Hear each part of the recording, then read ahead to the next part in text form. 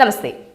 ഭാരതത്തിലെ സിലിഗുരി ചിക്കൻ സ്നെക്ക് പിടിക്കാനൊരുമ്പെട്ട ബംഗ്ലാദേശി ജിഹാദികൾക്ക് സപ്പോർട്ടുമായി ബംഗാൾ അതിർത്തി വരെ വന്ന പാക് പട്ടാളവും ISIയും പക്ഷെ സ്വന്തം രാജ്യത്തെ ചിക്കൻ സ്നെക്കിന്റെ കാര്യം മറന്നുപോയി. കഴിവുകെട്ട തിരുമണ്ടൻ നെഹ്റുവിന്റെ കാലത്ത് പാകിസ്ഥാൻ കൊണ്ടുപോയ കശ്മീരിന്റെ പകുതിയിൽ കൂടുതലിൽ പെട്ടതായിരുന്നു ഈ സ്ഥലം. അത് പാകിസ്ഥാൻ ഒരു തന്ത്രപ്രധാനമായ ഇടമായിരുന്നു. കാരണം 3 ഭാഗങ്ങളും ഭാരതത്തിലേക്ക് മുനമ്പ് പോലെ തള്ളി നിൽക്കുന്നത് കാരണം ഭാരതീയ സുരക്ഷാ സേനയ്ക്കുണ്ടായിരുന്ന വെല്ലുവിളികൾ അതിഭീകരമായിരുന്നു.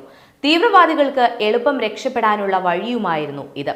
ടെററിസ്റ്റ് ലോഞ്ച് പാഡിന് ഉപയോഗിക്കുന്ന നിർണായക സ്ഥലം. ഒറ്റ കട്ടിംഗ് മാത്രം മതിയായിരുന്നു നമ്മുടെ സൈന്യത്തിന്.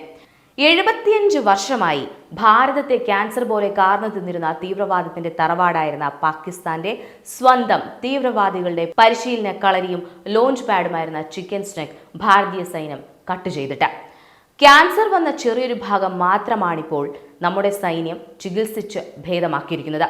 വളരെ തന്ത്രപരമായി നെഹ്റുവിന്റെ കാലം മുതൽ പാകിസ്ഥാൻ കൈവശം വെച്ചിരുന്ന തന്ത്രപരമായ സ്ഥലമാണിത്. 1947 മുതൽ കാശ്മീരിന് വേണ്ടി ഭാരതം ചിലവാക്കുന്ന ആളിനും അർത്ഥത്തിനും ഒഴുകിയ ചോരയ്ക്കും കണക്കില്ല. ഇതേവരെ വീരമൃത്യു വരിച്ചത് 10,000 വീരസൈനികരാണ്. 3 ലക്ഷത്തിലധികം സിവിലിയൻസ് വെടിയേറ്റ് പിടഞ്ഞു വീണു.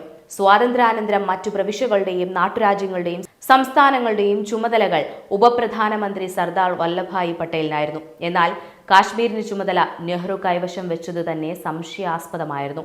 കാശ്മീരിന്റെ പകുതിയിലധികം നഷ്ടപ്പെടുത്തിയ നെഹ്റു എന്ന പരാജയപ്പെട്ട പ്രധാനമന്ത്രി മാത്രമായിരുന്നു കാശ്മീരിലെ ഇതുവരെയുള്ള രക്തച്ചൊരിച്ചിലിന്റെ കാരണക്കാരനും.